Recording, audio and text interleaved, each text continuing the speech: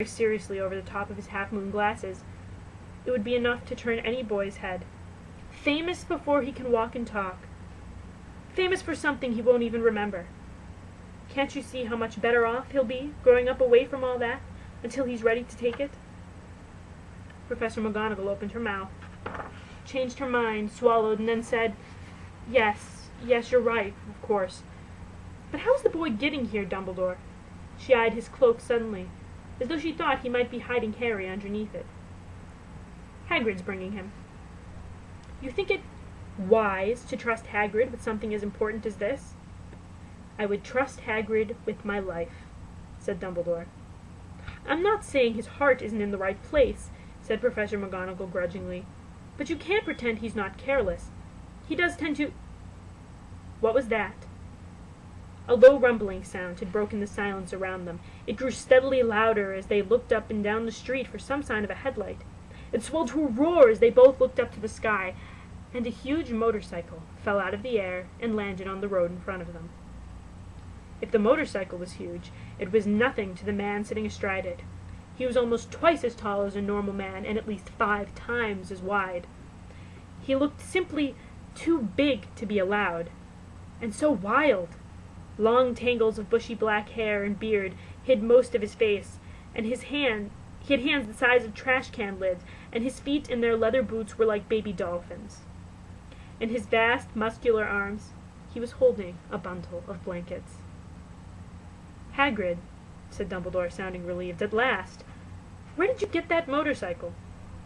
Borrowed it, Professor Dumbledore, sir, said the giant, climbing carefully off the motorcycle as he spoke. Young Sirius Black lent it to me. I've got him, sir. No problems, were there? No, sir. House was almost destroyed, but I got him out all right before the muggles started swarming around. He fell asleep as we was flying over Bristol. Dumbledore and Professor McGonagall bent forward over the bundle of blankets. Inside, just visible, was a baby boy, fast asleep.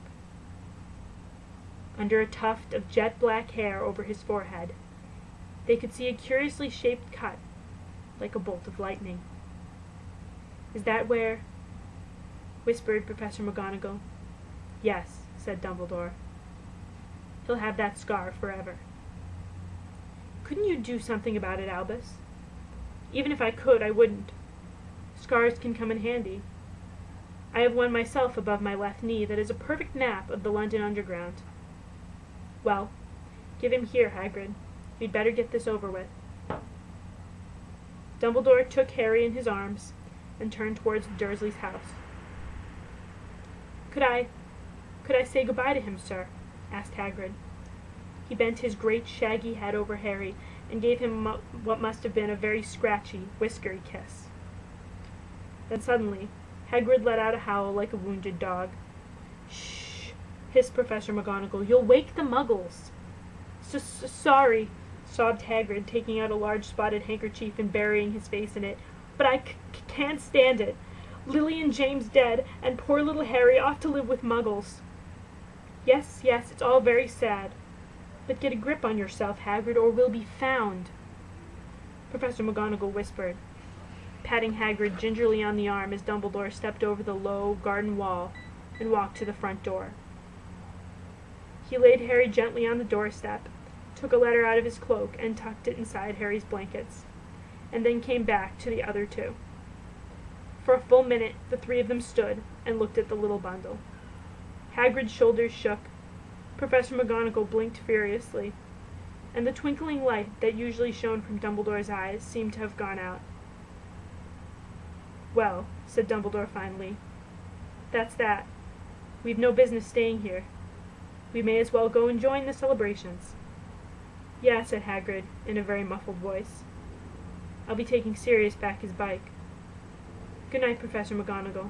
Professor Dumbledore, sir. Wiping his streaming eyes on his jacket sleeve, Hagrid swung himself onto the motorcycle and kicked the engine into life. With a roar, it rose into the air and off into the night.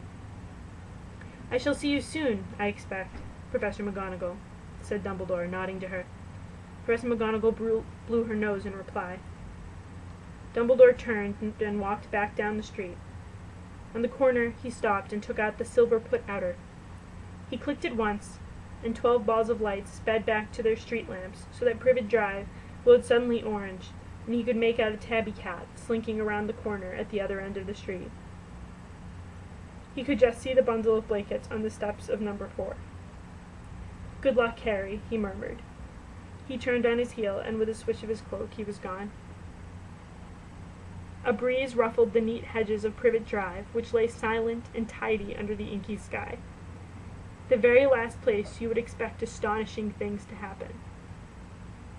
Harry Potter rolled over inside his blankets without waking up.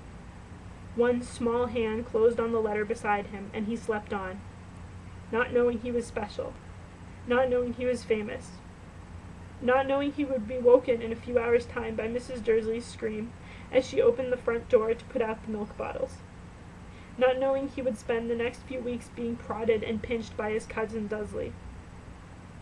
He couldn't know that at this very moment people meeting in secret all over the country were holding up their glasses and saying in hushed voices, "To Harry Potter, the boy who lived."